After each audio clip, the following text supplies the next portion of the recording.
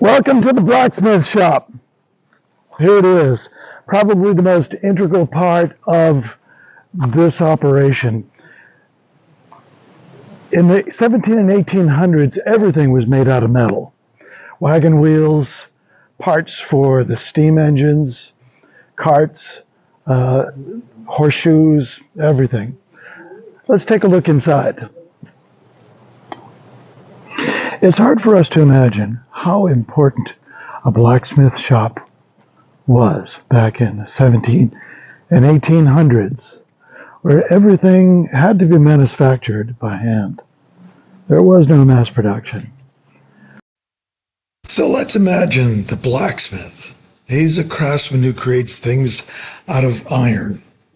They made many things used every day: nails, screws, bolts, fasteners, horseshoes, sickles, plowshares. Look over here to the left. Okay, there's the old bellows that would force air into the furnace and get that coal so hot it would melt iron, make it soft as clay.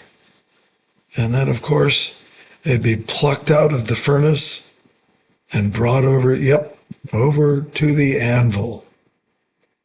The anvil was the workshop, the table, where everything was made, where it'd be bent and cut and shaped and fastened together.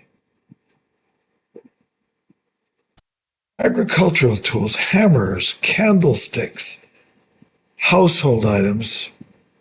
It was all made right here with very skilled labor.